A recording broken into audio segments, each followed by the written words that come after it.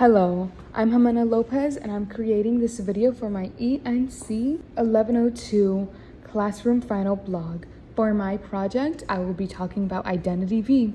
What is Identity V? Identity V, also commonly referred to as IDV or Identity 5, is a 1v4 asymmetrical horror game that originated in China on April 2nd, 2018. Since its release, the game has grown a strong fan base and community. With online festivals, conventions, and a yearly money pot prize for teams who win games in China.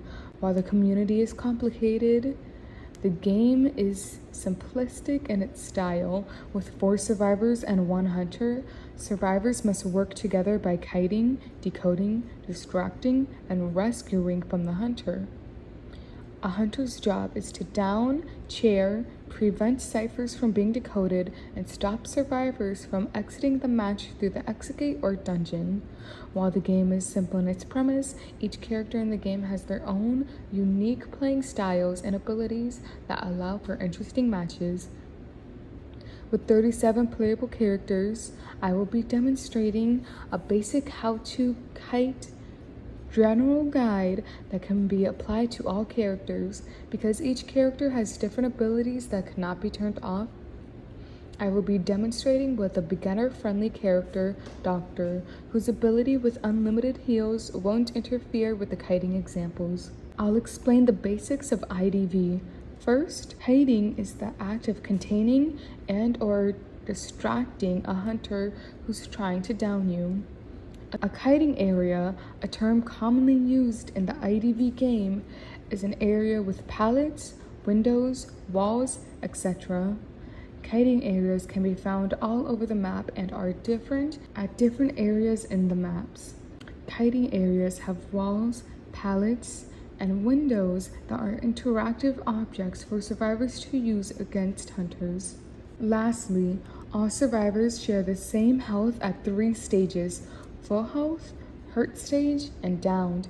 It takes a single hit at full health to move to the hurt stage and a second hit in the hurt stage to move to the downed.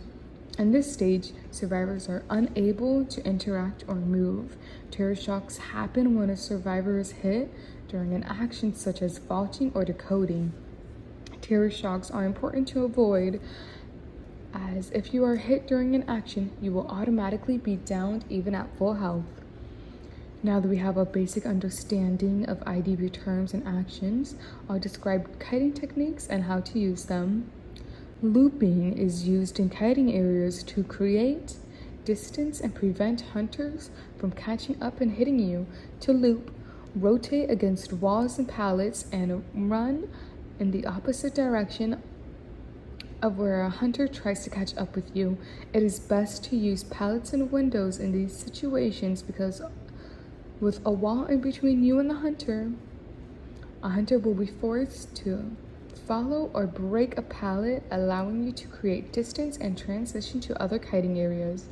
Dodging is when a hunter is near you and tries hitting you. To dodge, watch when a hunter raises their weapon and move in the opposite direction of where a hunter hits. Transitioning is moving from a kiting area to a different area.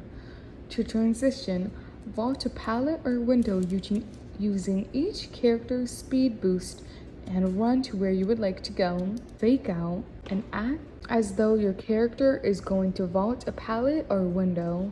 Instead of actually vaulting, move your character away and create distance. A fake out is successfully done when the hunter moves to hit you and where you may have landed, and inadvertently allowing distance between you and the hunter. If your kite has done well, your teammates should have decoded all ciphers and have opened the exit gate. Once an exit gate is open, simply leave and win the game. Thank you for listening, and I hope this video inspired you to play the game.